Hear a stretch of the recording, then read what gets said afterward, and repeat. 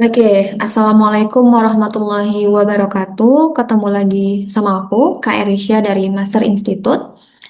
Kali ini, teman-teman, kita akan ngebahas soal, nah ini soal SMIPB asli tahun 2024. Ya, sebelumnya teman-teman pasti udah pernah ngeliat tipe soal kayak gini itu di SMA harusnya ya. Jadi teman-teman yang dari IPA mungkin udah tahu nih caranya untuk mengerjakan soal-soal ini. Nah, kita coba kerjakan pelan-pelan ya, teman-teman. Jangan terburu-buru gitu.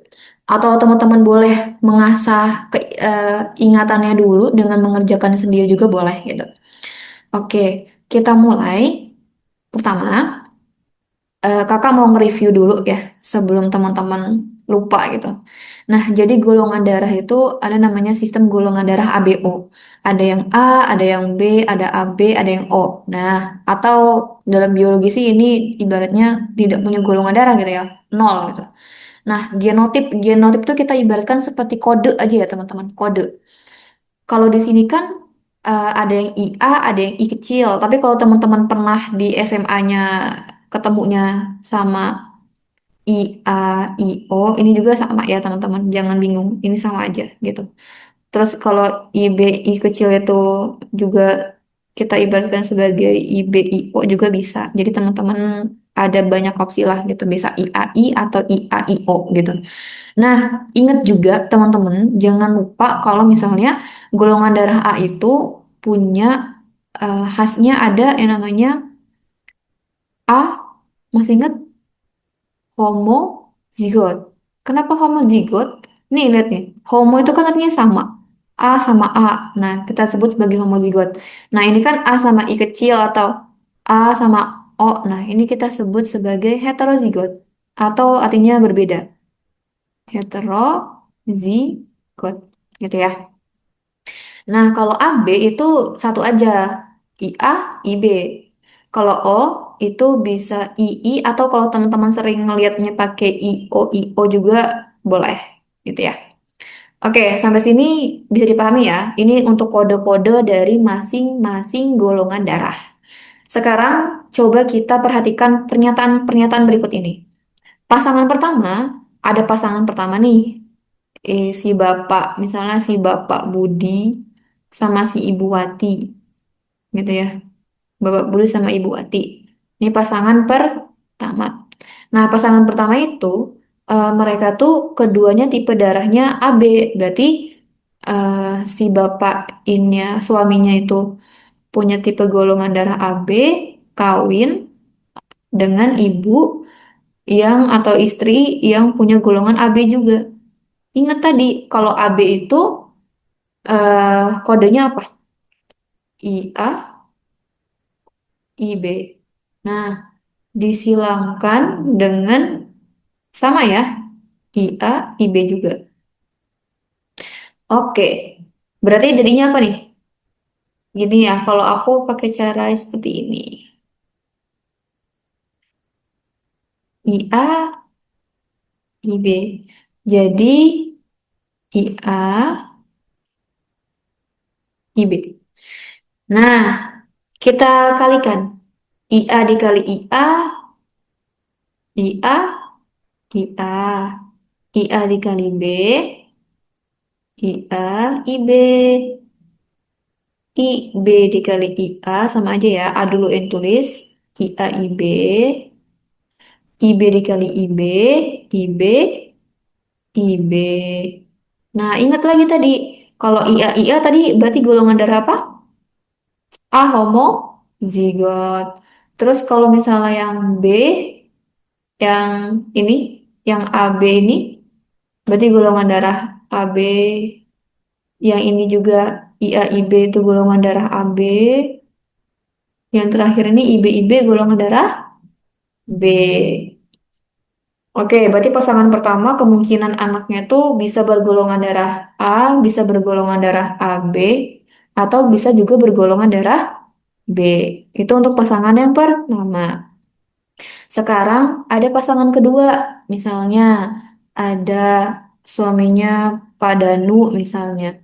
Terus istrinya misalnya Ibu Dina gitu ya. Nah, mereka ini menikah. Nah, mereka itu sama-sama tipe darahnya O.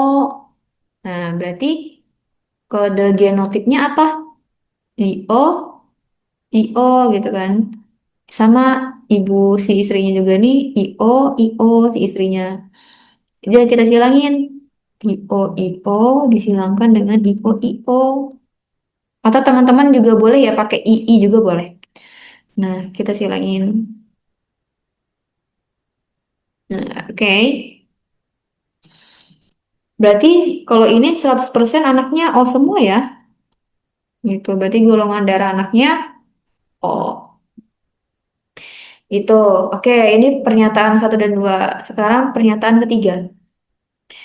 Anak dari pasangan pertama, nih, anak dari pasangan pertama ini menikah dengan anak pasangan kedua. Nah, berarti kita harus nyari kemungkinan, teman-teman. Karena kan kita nggak tahu nih, anak mana yang dari pasangan satu ini yang dinikahkan ke anak dua pasangan ini tadi, anak pasangan kedua ini. Jadi kita harus nyari kemungkinan, mungkin anak yang golongan darah A yang dinikahkan mungkin sama si pasangan kedua ini, oh misalnya. Berarti golongan darahnya apa nih? Kan tadi kan golongan darahnya IA disilangkan dengan IO. Berarti anaknya apa anaknya? IO ya. Nah, teman-teman bisa nanti pakai persilangan kayak gini. Dicoba. Berarti anaknya A. Oke, kita coba yang kalau misalnya anaknya yang AB yang dinikahkan ke O, berarti jadinya cucunya apa nih? Kan ini IB, ini IO gitu ya. Berarti jadinya A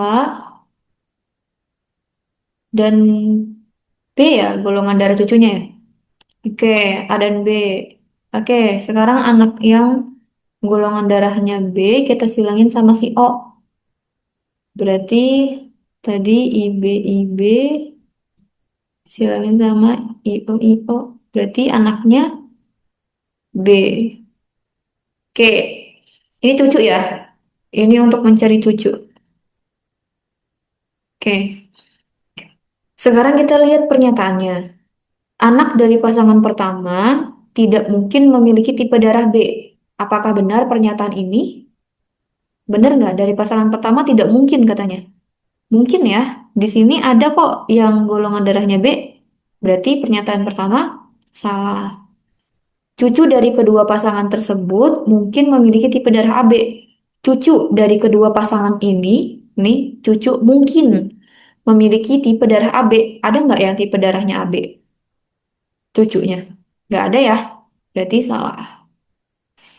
Cucu dari kedua pasangan tidak mungkin memiliki tipe darah O. Betul ya? Kita lihat di sini tuh nggak ada itu yang O. Berarti benar. Oke, kita cek lagi. Anak dari pasangan kedua, anak dari pasangan kedua, memiliki tipe darah A. Benar nggak? O ya, bukan A. Berarti salah. Anak dari pasangan pertama mungkin memiliki tipe darah O. Mungkin nggak untuk tipe darah O? Enggak ya? Berarti salah. Jadi jawabannya yang C. Seperti itu teman-teman untuk menjawab soal nomor satu. Mudah ya? Nanti diperhatikan lagi pelan-pelan untuk memahami genotip-genotip dari masing-masing golongan darah. Seperti itu. Oke, kita next ke soal berikutnya. Oke, soal berikutnya. Ini teman-teman bisa dilihat di sini ada soal tentang menghitung ini berhubungan dengan radioaktif ya, isotop. Udah pernah mengerjakan sebelumnya, teman-teman? Mungkin yang sudah pernah akan lebih mudah gitu ya, tapi untuk yang belum pernah nggak apa-apa.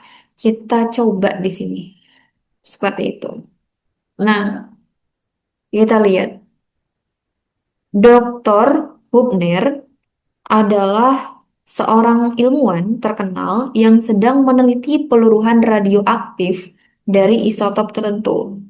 Suatu hari, Dr. Hubner mendapatkan sampel isotop tersebut dengan massa awalnya, kita tulis di sini ya, massa awalnya itu 80 gram, gitu ya. Kemudian diketahui memiliki waktu paruh. Waktu paruh itu di sini tuh lambangnya T setengah gitu ya. Itu waktu paruh itu eh, berapa tadi? 10 tahun. Oke. Dokter Hubner tertarik untuk mengetahui berapa banyak isotop yang tersisa kalau setelah 30 tahun. Berarti kalau 30 tahun, berapa seperti itu ya? Nah, berapakah Dr. Hubner menghitung masa isotop yang tersisa selama 30 tahun tersebut? Nah, teman-teman di sini nggak usah takut-takut ya, karena biasanya kalau soal seperti ini tuh udah diketahui rumusnya. Nah, ini rumusnya nih. Nah, coba kita tulis rumusnya dulu. Oh iya, masa awal ini tadi bisa kita ibaratkan dengan N0 ya. Ini. Jadi, N, T, N0 setengah T kecil per T setengah. Nah, ini kita tadi sebagai waktu paruh gitu ya. Oke, tinggal masukin teman-teman. NO-nya berapa tadi? 80 gram gitu ya. Dikali setengah. T-nya itu waktu yang sudah berlalunya itu tadi pakai yang 30 yang ditanya tadi. Terus waktu paruhnya adalah 10. Oke, ini bisa teman-teman kerjain dulu nih sendiri untuk menghitung, belajar menghitung ya. Oke ya, 80 gram. Terus ini itu 1/2 pangkat 3 ya. Jadi 80 dikali 0,125 sama dengan 10 gram. Oke, jadi eh, isotop yang tersisa selama atau setelah 30 tahun nanti itu hanya 10 gram. Tuh, jadi jawabannya yang C lagi ya. Oke, itu dia untuk pembahasan soal asli SMIPB 2024. Oke, teman-teman, diperhatikan lagi, dipelajari kembali. Sampai jumpa di video selanjutnya. Assalamualaikum warahmatullahi wabarakatuh.